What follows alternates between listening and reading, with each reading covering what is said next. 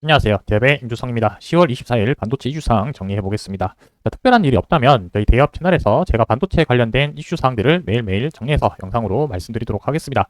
오늘 영상에서는 크게 두 가지 내용 말씀드리려고 하는데요. 첫 번째는 SK 하이닉스 실적 발표가 있었습니다. 이 실적 발표가 어떻게 나왔는지 간단하게 한번 살펴볼 거고, 중요한 거는 이 발표 실적을 통해서 25년도에 반도체 시장이 어떤 부분들이 투자적으로 관점이 있을지 이 부분에 대해서 같이 한번 살펴보도록 하겠습니다. 그래서 중요한 거는 이제 HBM 시장에서 다른 섹터로 넘어가고 있는 과정이라고 생각이 들고 있는데, 이 자료를 가지고 어떤 부분에 좀 우리가 앞으로 눈여겨봐야 될지 한번 살펴보도록 할 거고요. 그리고 두 번째 내용은 EUV 장비 관련된 이슈 사항이 있습니다. 네덜란드 정부에서 이제 장비를 한국 쪽으로 수출하는 부분에 있어서 규제를 하겠다라는 내용이 있는데, 이 부분이 과연 삼성전자와 SK 하이닉스에 어떤 부분들에 영향을 줄 수 있을지까지도 같이 한번 살펴보고 마무리하도록 하겠습니다.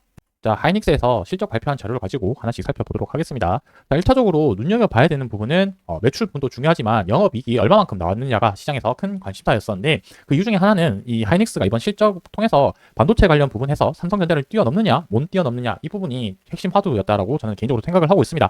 아직까지 삼성전자가 잠정 실적 발표를 하게 되면서 반도체와 관련된 사업부, 즉 DS 사업 부문의 매출 부분들에 대한 정확한 자료는 아직 발표는 하진 않았지만, 현재 언론에서 얘기하고 있는 부분이 5조에서 6조 정도로 예상을 하고 있습니다.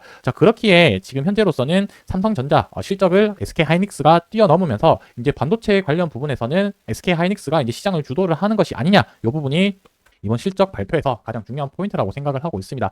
그렇기에 하이닉스가 삼성전자 실적을 뛰어넘을 수 있었던 부분은 결국에 HBM 관련된 부분이 실적이 가장 크게 견인했다라고 볼 수 있을 것 같습니다. 지난 분기 대비해서 70% 이상, 그리고 작년 대비해서 330% 이상 이렇게 달성했다는 것 자체가 현재 HBM 시장은 하이닉스가 주도하고 있다, 이렇게 좀 봐주시면 좋을 것 같습니다.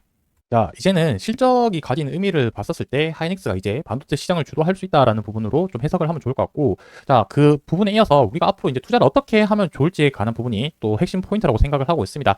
이 SK 하이닉스에서 현재 앞으로에 대한 시장을 어떻게 생각하고 있는지 대해서 나온 자료를 보면은 우리가 앞으로 투자에 어떤 부분을 하면 좋을까에 대한 방향성이 어느 정도 제시되지 않을까라고 생각을 하고 있습니다. 이 전반적인 AI 시장에 대해서 간단하게 한번 좀 짚어보고 이 내용을 좀 말씀드리면 아무래도 흐름이 이어지는 부분이니까 이해하는데 조금 도움이 되실 거라고 생각을 하고 있습니다.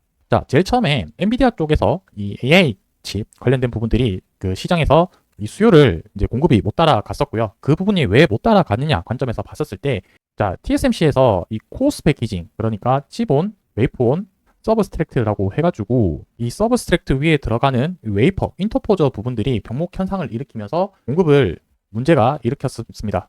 결국에 또 시간이 지나서 이러한 부분들이 해결이 되고 나니까 이제는 어떤 부분이 수요가 공급을 못 따라갔냐 관점에서 봤을 때는 HBM 관련된 부분들이 지금 시장에서는 계속해서 이 공급을 못 채워주고 있는 상황이다, 이렇게 봐주시면 좋을 것 같습니다.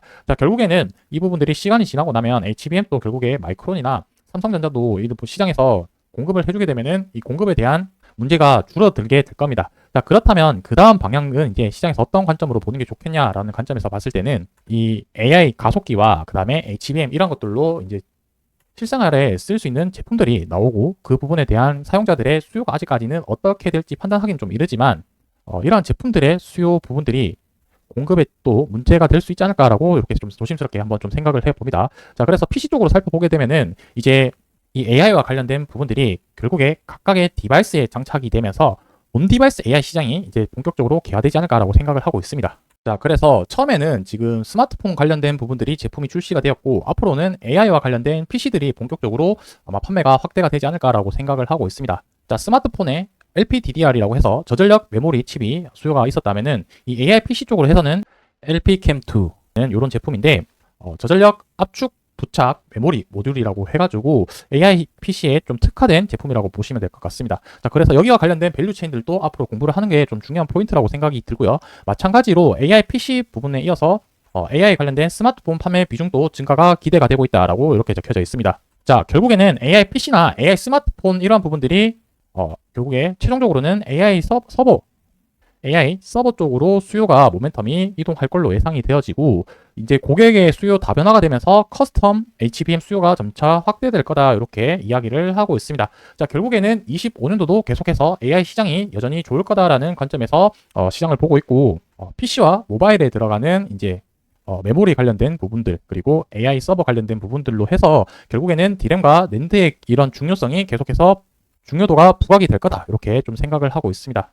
자, 그래서 디램 같은 경우는 좀 이제 눈여겨봐야 되는 부분은 현재 HBM3 이쪽으로 해서 하이닉스가 1B 나노 공정의 제품을 사용을 하고 있는데 이제 1C 나노 공정의 이 제품이 양산을 들어가면서 본격적으로 제품 출하가 될 수 있는지 부분도 좀 지켜봐야 될 부분이라고 생각이 들고요.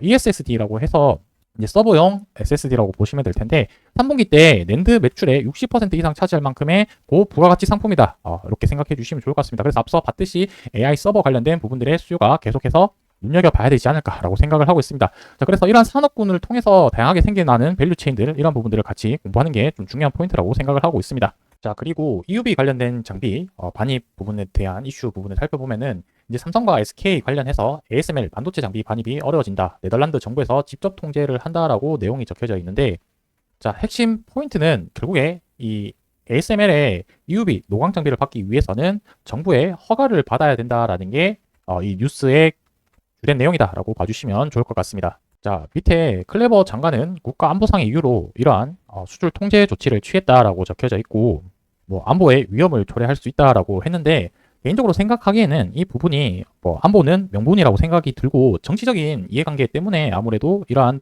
내용이 나온 게 아닐까 생각을 하고 있습니다.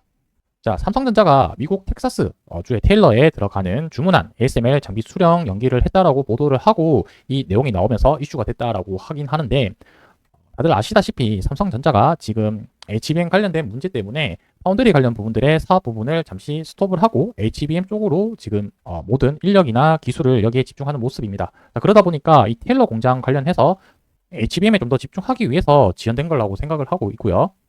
자, 결국에는 내용을 살펴보면은 정치적인 내용이 조금 언급됐다라고 주된 내용이라고 생각이 들고, 이 부분이 아직까지 실질적으로 삼성과 SK EUV 장비의 도입 부분에 대해서는 조금 더 지켜봐야 되는 입장이지 않을까라고 생각을 하고 있습니다.